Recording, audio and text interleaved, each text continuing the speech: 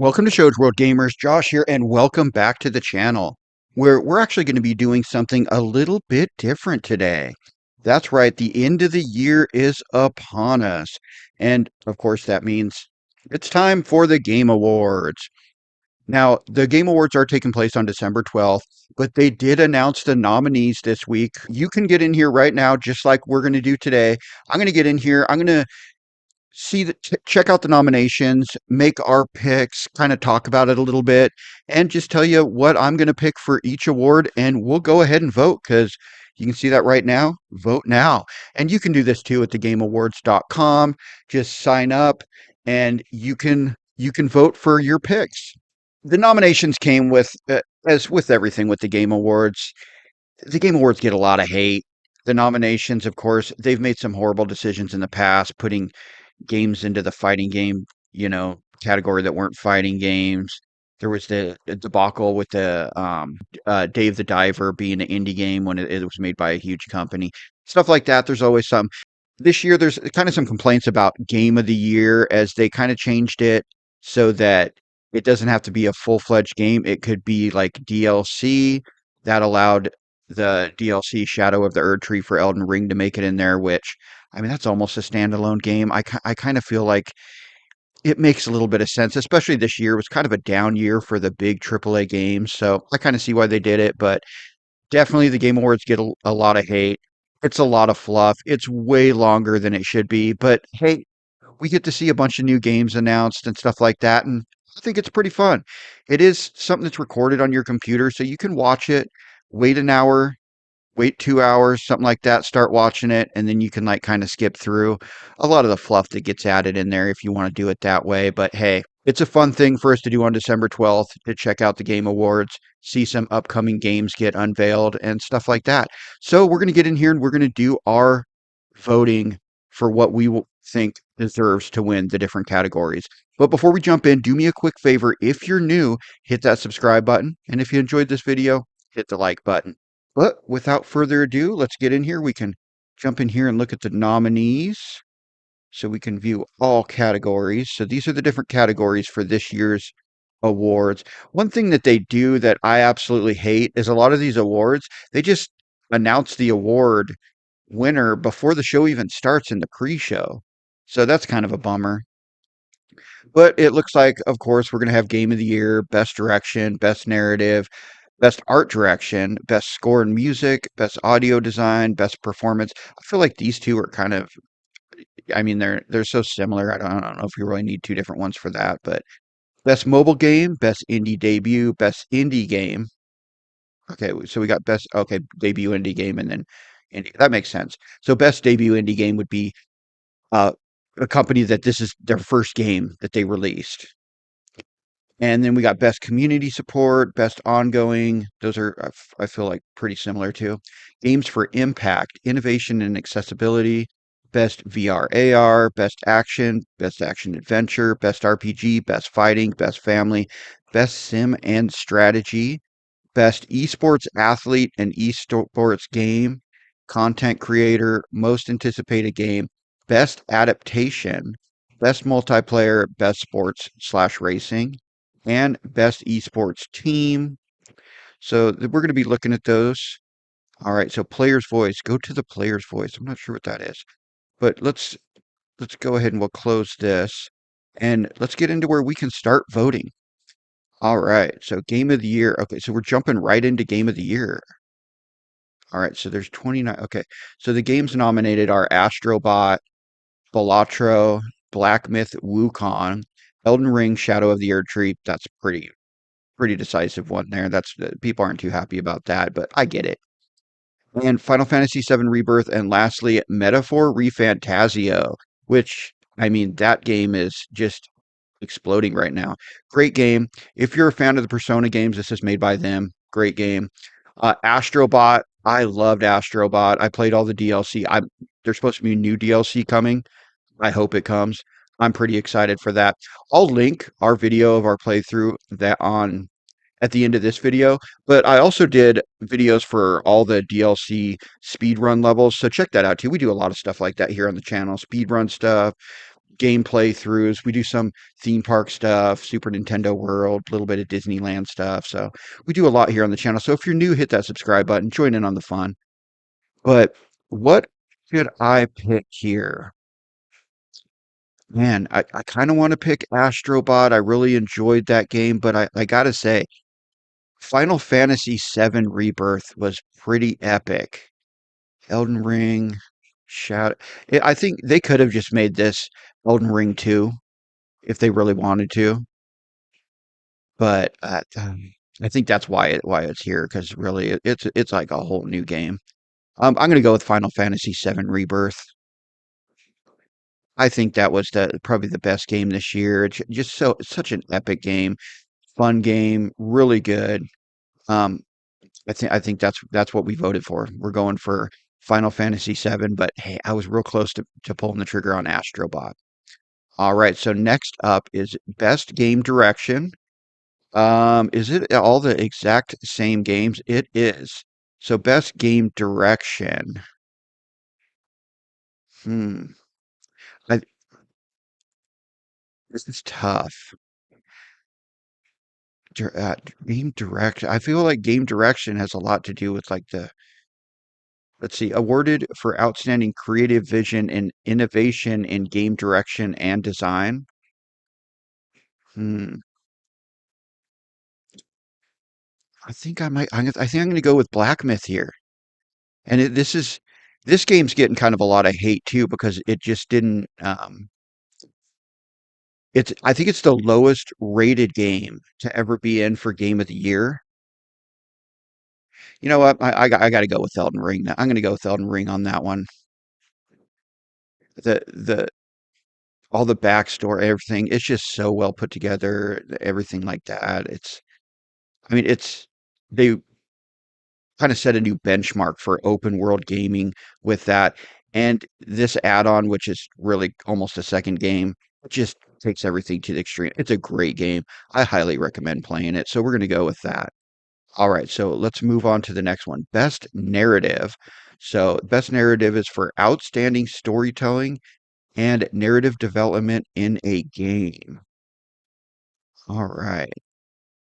Like a Dragon. Man, Silent Hill, Final Fantasy VII, it's tough. Those are remakes. So outstanding storytelling and narrative development in a game. I'm going to go with Senua Saga Hellblade 2 here. That game was so good. I really enjoyed it. I think that's going to be my pick. All right, for best narrative, best storytelling, I really enjoyed that game a lot. All right. And it was an original story, so I mean and that adds on to it too. Okay, so best art direction for outstanding creative and or technical achievement in artistic design and animation. So we got Neva, Metaphor, Elden Ring, Black Myth, and Astrobot. All right, so this is gonna be a controversial pick here, I think for me. I think people are gonna be a little unhappy with me on this one. But the thing is, best art direction, I think Black Myth takes this. Now, I know the game had some issues at launch with some graphic stuff like that, but the art design was there. It was really good. I think it was almost more of a hardware problem than a game problem. This game just, it's the art direction they took with this is just so awesome. Elden Ring's a close second for me, but I'm going to go with Black Myth on this one. This game just looks beautiful and the design and everything really good. All right. So we're going to move on. So best score and music. Hmm. Best. Oh man, I love the music in Astrobot. It's fantastic, but it's just it's music. It's not so much a score. I'm gonna have to go with Final Fantasy VII Rebirth on this one. All right, so we're moving on. Best audio design. So we got Silent Hill 2, Senua's Saga, Hellblade 2, Final Fantasy VII Rebirth, Call of Duty Black Ops 6, and Astrobot. I'm going with Senua Saga again on this. The music in this was eerie. It was it it really put you in, made you feel the intenseness of the different scenes and stuff like that. I'm going for best audio design. And to be honest with you, I didn't even realize this game had come out this year. I felt like this game came out last year, but hey, it's getting some votes from us. So, best performance awarded to an individual for voice over acting, motion, and or performance capture. All right, so we have Melina Juergens for Hellblade 2. We got Luke Roberts for Silent Hill. We got Humberly Gonzalez for Star Wars Outlaws. We got Hannah Tell for Life is Strange. And we got Brianna White for Final Fantasy VII Rebirth. This one's hand down. It's going to Senua. So I'm shocked here. I've picked Hellblade 2 to win a lot here, and I didn't even know that it was even a choice. But he's fantastic in that game. So we're going to go with that. We're going to keep moving on. So innovation in accessibility. So recognizing software and or hardware that is pushing the medium forward by adding features, technology, and content that help games be played and enjoyed by an even wider audience. And I think that's a really cool thing that they're doing here.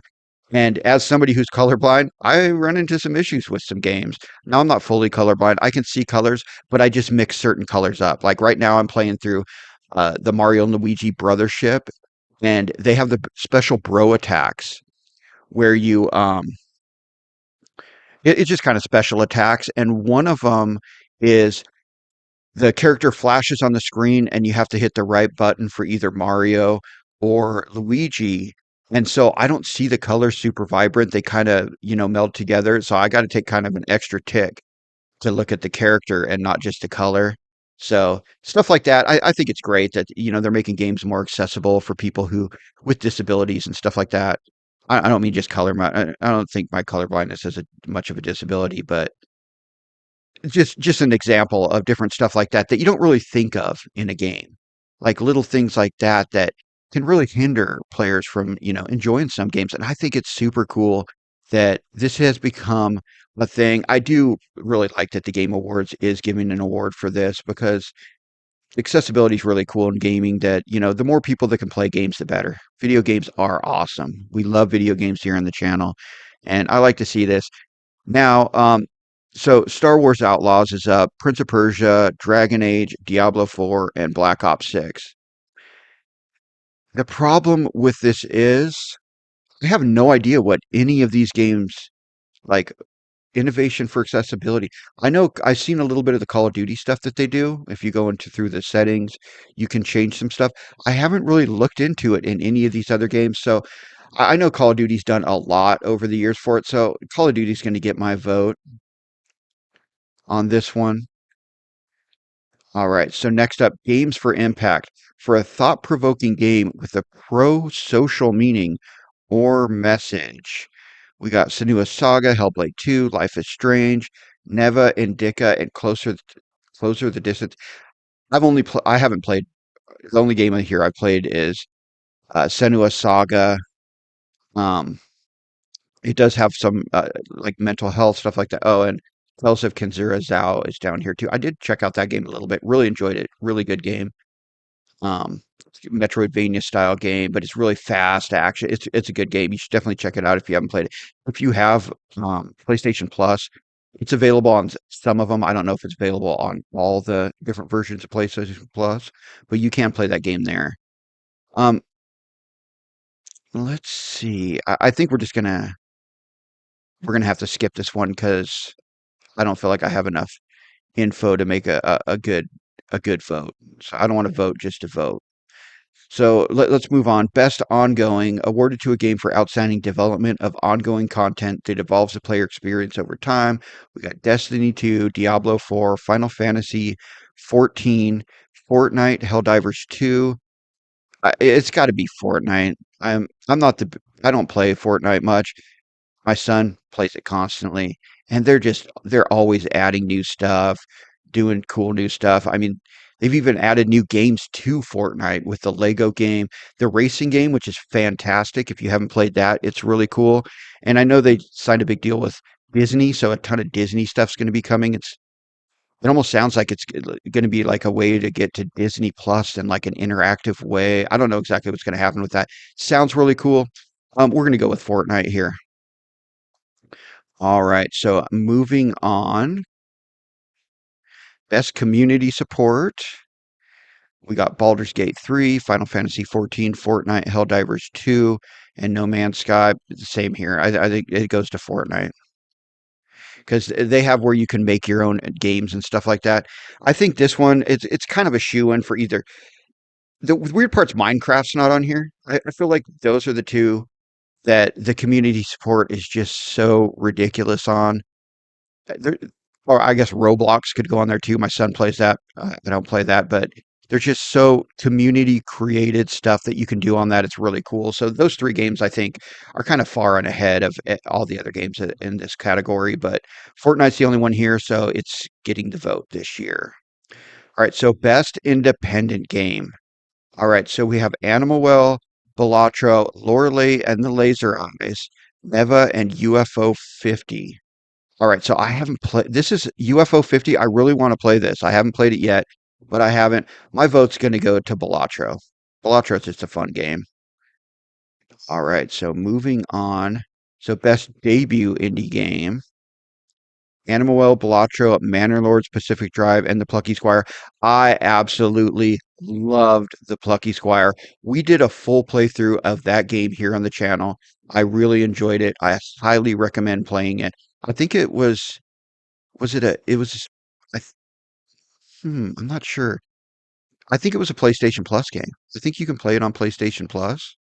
So it's either PlayStation Plus or Game Pass, one of the two. I don't remember which one, but I highly recommend playing it. Even if you don't have it and you can't get it that way, go ahead and pick this game up. Support the developer because they made an awesome game. So that's my pick, The Plucky Squire. It's a great game, great platformer, a lot of fun. All right, we'll keep moving on. So best mobile game. So we have AFK Journey. I've heard good stuff about that. Balatro, Pokemon Trading Card Game Pocket, Zenless Zone Zero, and Wuthering Waves. I've never played either of these ones. I haven't played the mobile version of Balatro, but yeah, I'm guessing it's pretty close. AFK Journey, I've heard good things about that. This is the game we're actually playing and having some fun with, me and my son. I let him open up the packs on there and stuff like that. So we're going to pick that just because it's the one that we're having the most fun with. All right, so moving on. So best VR AR experience, Arizona Sunshine. Now, I don't do well with VR games, which is a bummer. I grew up dreaming of when VR was going to be a thing and I was going to get to play. When I was a kid, they would have special like you could go to special places and like play a VR game. They were awful, but it was just so amazing. We do have a MetaQuest 2. I've tried it out a couple times, and it just I have some health issues that it just keeps me from being able to really enjoy it. Now I'm thinking about getting the MetaQuest 3S. It has that pass through where you can see the room around you and play some games that way. Thinking about getting one of those. I think I'll do better with that. The MetaQuest 2 has that also, but it's only in black and white. So I haven't played any of these games. That Batman Arkham Shadow game looks super cool, but we're going to skip this one. We haven't played any of them, so we are not going to make a pick there. All right, so best action game. Here we go. Now we're getting into the fun. All right, so we got Black Myth, Call of Duty Black Ops 6, best Call of Duty game in a long time. Helldivers 2, Stellar Blade, and Warhammer 40,000 Space Marine 2, which the Warhammer 40,000 Space Marine games, they're a lot of fun. If you're a fan of games like God of War, they kind of play like God of War. I mean, they're a lot of fun. Stellar Blade, really cool. I enjoyed that game. Helldivers 2. Okay, it's funner to play with friends. Call of Duty, Call of Duty's Call of Duty. I go with Black Myth Wukong. Black Myth Wukong, I think, is the best action game out of these. All right, so we're gonna move on. So next up, we got best action adventure game. Ooh, this one's gonna be a tough pick. Prince of Persia: The Lost Crown, great Metroidvania game. Silent Hill 2. Man, when they were showing this game off at first, I thought it looked awful. The game came out and it's pretty good. Star Wars Outlaw, a lot of fluff, gets a lot of hate, still a fun game.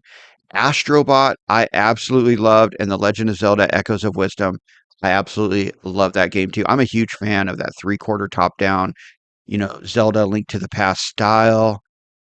Astrobot and Zelda. It's between those two for me, and I wouldn't be bummed about either of those winning. I'm going to go with Zelda. I think I really enjoyed Zelda. I like that gameplay style for Zelda. So best RPG. So we got Elden Ring, Shadow of the Erd Tree, Dragon's Dogma 2, Final Fantasy VII Rebirth, Like a Dragon, Infinite Wealth, and Metaphor Refantasio. I think Metaphor takes this. Metaphor is the one that just feels like I kind of like that traditional RPG style. As a kid, I hated it. I always went for the action RPGs, but now, I kind of like the classic RPG style. I think we're going to go with Metaphor Refantasio here. All right, so we'll move on.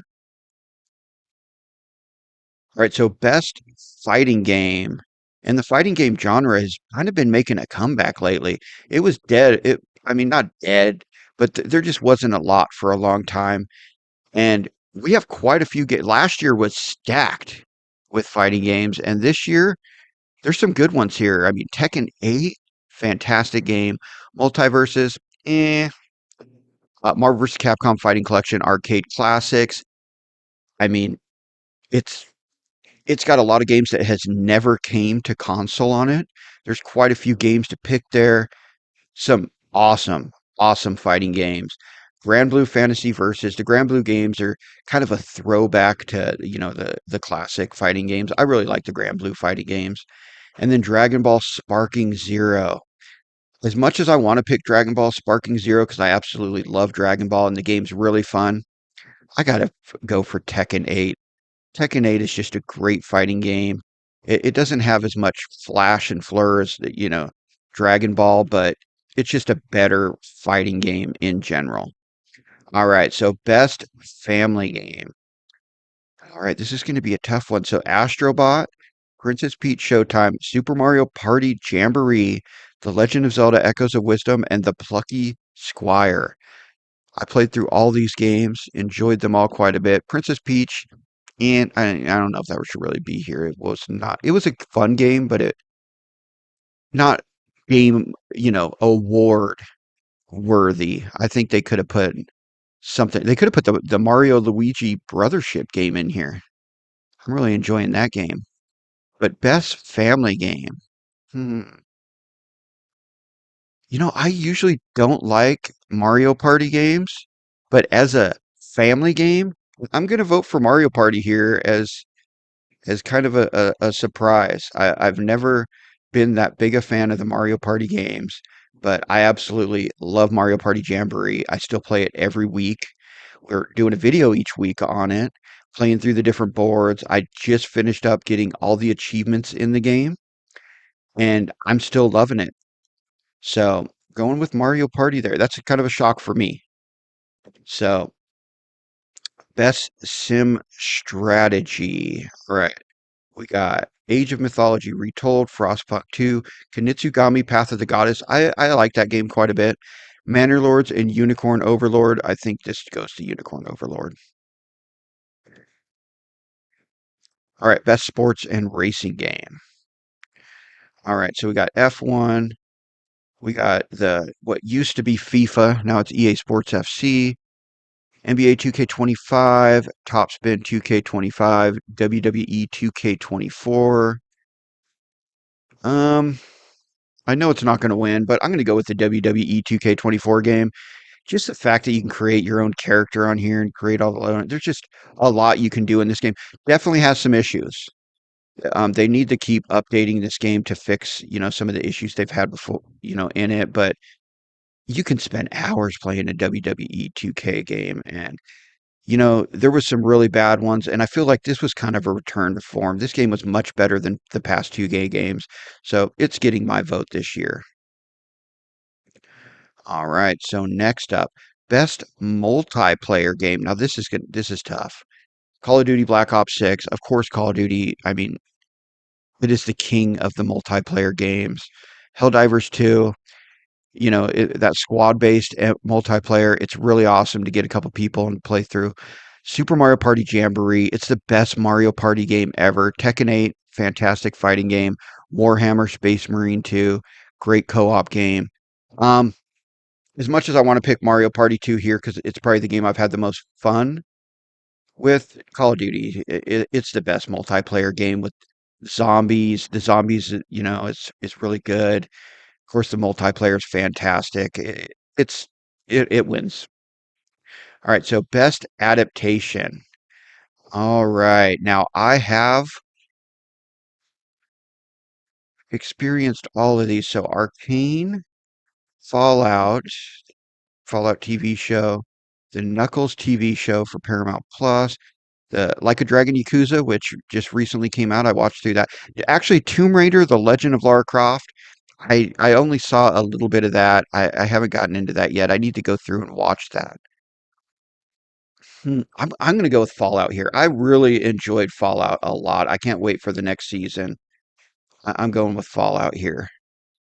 All right, so next up, most anticipated game. All right, so I'm going to vote for my most anticipated game, not the game I think is most anticipated, because hands down, the most anticipated game is Grand Theft Auto 6. But we also have Death Stranding 2. I didn't care much for the first Death Stranding game, so I'm not super excited about that. Ghost of Yotai. I absolutely loved Ghost of Tsushima. I'm definitely going to play Ghost of Yotai, but it kind of feels like just more of the same. Metroid Prime 4 Beyond, Monster Hunter Wilds. Monster Hunter, it's one of those games I always jump into and I play and I just kind of get burned out quick. I should probably play it with people. If you can get a team to play that, I think the Monster Hunter games are a lot funner that way. But my most anticipated game is Metroid Prime 4. I'm a huge Metroid fan. I remember when Metroid Prime came out on the GameCube, I played that game nonstop. I absolutely loved it. And we've been waiting for so long for Metroid Prime 4. I can't wait to finally get my hands on this game. So personally, this is my most anticipated game. All right, so let's keep going. Next up, Content Creator of the Year. So we got Casho, Ilawan, Techo Gamers, Typical Gamer, and USADA Pecora. Um, I'm not familiar really with any of these people. I think maybe Typical Gamer, maybe I've seen some of his stuff, but I just don't, I'm not going to vote on this because I just don't, I'm not familiar with these. So best esports game. Counter-Strike 2, Dota, League of Legends, Mobile Legends, Bang Bang. I'm not even familiar with that. And Valorant, it's Counter-Strike 2. Counter-Strike 2, baby. I mean, it's on the Mount Rushmore of esports games. Whenever it's on here, I'm going to vote for it no matter what because it's fantastic. The only thing I think that could compete with that would be like Unreal Champion or Unreal Tournament, Unreal Games, but they haven't released one of those in so long. I really wish they'd bring it back. All right, so best esports athlete, 33, Alexib, Chovy, Faker, Xiaowu, and I have no idea how to say that, but I'm not familiar with any of these players, so I'm going to skip this one. We're not going to vote on that. Best esports team, we got Billy Gaming, play League of Legends, Gen G League of Legends, Navi for Counter Strike, TI for League of Legends, and Team Liquid Dota. I have heard of some of these teams, but I'm not super familiar with them, so we're going to skip this too. We're not going to vote on the ones we don't know much about. All right. So player's voice. So notify me when voting opens. So December 2nd, we're going to be able to vote for these. So December 2nd, there's going to be 30 nominees. We can vote for 10 of them. And then I guess they're going to take the top 10 from that. And on December 5th, we're going to be able to vote for five. And then it's going to cut down to five. And then we'll vote for one to see who wins on the night of the Game Awards. All right. So we'll come back and we'll do that. But let's keep moving. Oh, okay. So I guess we are done with the voting. So we voted for 24 of the 29.